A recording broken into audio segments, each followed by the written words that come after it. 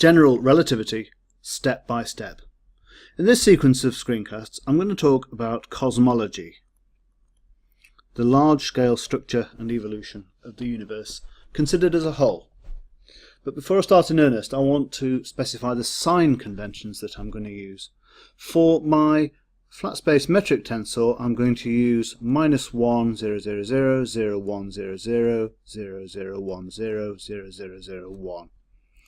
That's time, x, y, and z, time, x, y, and z.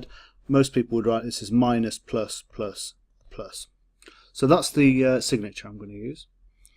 For the Riemann-Christoffel curvature tensor, r, mu, and then alpha, beta, gamma, I'm going to define that to be Christoffel symbol mu, alpha, gamma, semi-beta, minus mu, alpha, beta, comma, gamma. Sorry, that's a semicolon. Plus the cross terms mu, alpha, beta. Nope, that's a sigma. It's easy to slip up there. Sigma, and that must contract with another sigma here.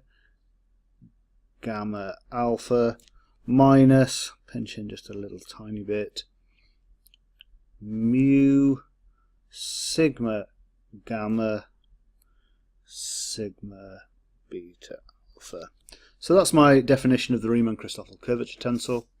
I'm going to define my Ricci tensor R as plus the Riemann-Christoffel tensor as defined above, alpha, mu, alpha, nu. So it's contracted on the first and third component. The reason I say plus like that is that some people define it with a negative sign there.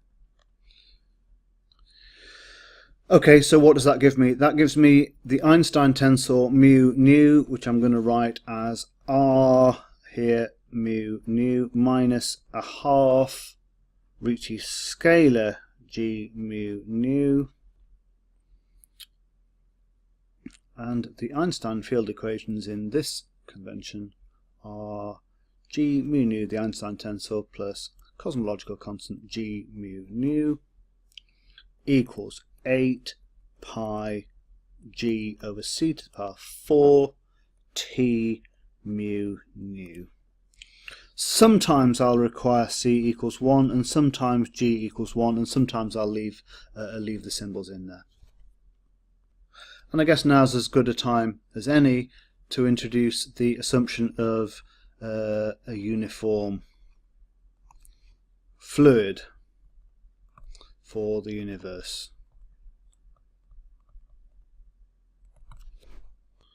So the universe as a whole, or the radius of the observable universe, is about 4 times 10 to the 26 meters. You'll normally see it in parsecs or megaparsecs, but it's 4 times 10 to the 26 approximately. And the largest structures, that's the radius of the observable universe. I'll cover what these terms mean, but that's the kind of length scale that we're interested in. Whereas the largest structures in the universe, oops, got 3 there. The largest structures in the universe are about 4 times 10 to the power 24 meters in size. So that's your clusters of galaxies. I'm not going to talk about observational cosmology here at all, or maybe a little tiny bit, but not very much. You'll see there's 2 orders of magnitude between these 2 figures here.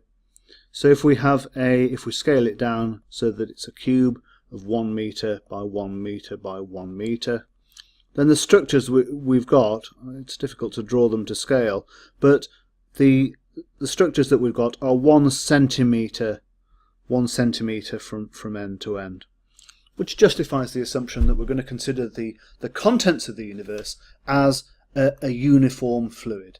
And of course the universe does have small scale structures in it, such as the Earth and this table here.